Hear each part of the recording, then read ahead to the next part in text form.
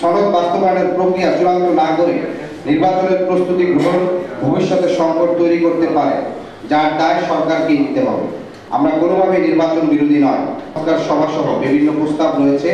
কোন প্রক্রিয়া বাস্তবায়ন করা হবে তার সাথে নির্বাচনী প্রস্তুতির সম্পর্ক রয়েছে। এই আলোচনা চলাকালীন মাননীয় প্রধান উপদেষ্টা একপাক্ষিকভাবে নির্বাচনের সময় ঘোষণা আমাদের হতবাক করলেও বৃহত্তর স্বার্থে আমরা তা মেনে নিয়েছিলাম। প্রধান উপদেষ্টার পক্ষ থেকে ঘোষণা দেওয়া হয়েছিল 2026 সালের পবিত্র রমজান মাসের পূর্বে আগের সপ্তাহে নির্বাচন আয়োজন করা যেতে পারে। দুটি শর্ত সাপেক্ষে প্রধান উপদেষ্টা এই ঘোষণা দিয়েছিলেন। তিনি বলেছিলেন পর্যাপ্ত বিচার এবং সংস্কারের অগ্রগতি। আমরা আশা করেছিলাম এর নির্বাচনী রোডম্যাপ প্রকাশের পূর্বে সরকার সংস্কার বিষয়ক পর্যাপ্ত অগ্রগতি রোডম্যাপ প্রকাশ করবে, কিন্তু আমরা হতাশার সাথে লক্ষ্য করছি অজানা কারণে ঐক্যমত কমিশনের পরবর্তী দফার বৈঠক পেছানো হয়েছে এবং এখনো জুলাই সনদের আইনি ভিত্তি দেওয়ার বিষয় নির্ধারণ করা হয়নি। জুলাই সনদ চূড়ান্ত না করে এবং জুলাই সনদ বাস্তবায়নের প্রক্রিয়া নিয়ে কোনো সিদ্ধান্তে উপনীত না হয়ে নির্বাচনের রোডম্যাপ ঘোষণা ঐক্যমত কমিশন এবং অন্তর্বর্তীকালীন সরকারের প্রতিশ্রুতি ভঙ্গের সামিল।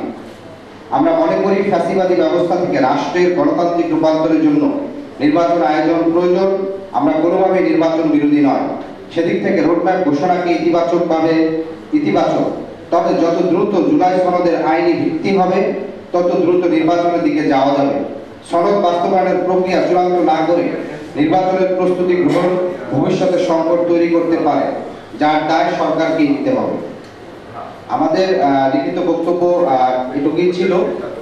তবে পাশাপাশি আমরা বলতে চাই, আপনারা দেখেছেন যে গত 8ই আগস্ট জাতীয় ঐক্যমত কমিশনের সহসভাপতি আলী রিয়াজ তিনি বলেছিলেন জুলাই সনদ বাস্তবায়নের রূপরেখা নিয়ে রাজনৈতিক দলগুলোর কাছ থেকে মতামত নেবেন। সেক্ষেত্রে বিভিন্ন দল মতামত দিয়েছিল। আমরা বলেছিলাম জুলাই সনদের আইনি ভিত্তির জন্য গণপরিষদের মাধ্যমে নতুন সংবিধান প্রণয়ন করতে হবে।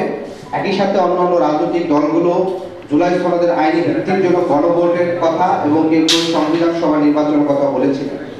তাহলে এই যে গণপরিষদ নির্বাচন কিংবা গণভোটের অন্যান্য দলের যে মতামত, সেই মতামতকে উপেক্ষা করে সরকারের প্রধান উপদেষ্টার দপ্তর থেকে নির্বাচন কমিশনকে শুধুমাত্র জাতীয় নির্বাচনের জন্য প্রস্তুতি গ্রহণ করতে বলা, আবার একই সাথে একটা আলোচনা চলমানের আয়োজন করা, তার মানে সরকার যেখানে সিদ্ধান্ত পূর্বেই নিয়ে ফেলেছে যে জাতীয় নির্বাচনের বিষয়ে তারা প্রস্তুতি গ্রহণ করছে, তাহলে এই যে রাজনৈতিক দলগুলোর সাথে গণপরিষদ নির্বাচন কিংবা গণভোট বা অন্যান্য বিষয়ে যে আলোচনা করবে আগামী সপ্তাহে বলা হয়েছিল, সে বিষয়টি আসলে পারস্পরিক সঙ্গতিপূর্ণ না এবং বিপরীত অবস্থান দেখা দেয়।